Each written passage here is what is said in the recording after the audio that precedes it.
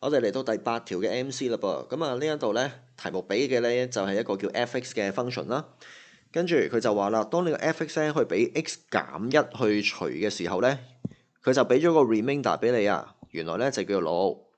跟住佢就問你啦，當呢個 f(x) 咧去俾 x 加1去除嘅時候，究竟個 remainder 係咩嘢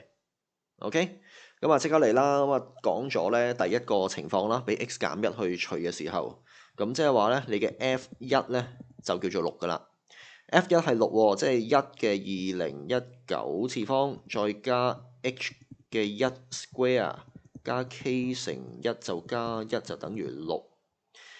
呢一嚿嘢係1嚟嘅，呢一嚿嘢係1嚟嘅，咁即係2啦，2調翻過去咧叫話4，咁所以呢一度咧就叫做 h 加 k 咧就等於4，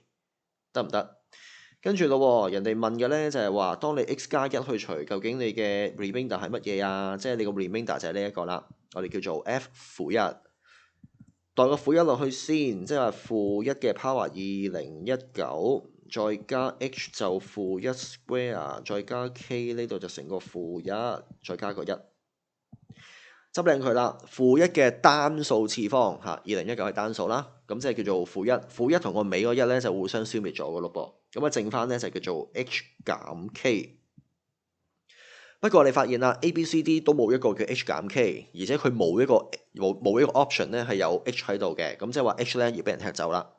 咁你撳上邊咧呢度你就知道啦，h 咧就叫做4減 k 嘅，咁啊代翻落去呢一度啦。咁即係4減 k 減 k，原來咧就叫4減2k，咁所以答案咧，有啦，叫做 A apple。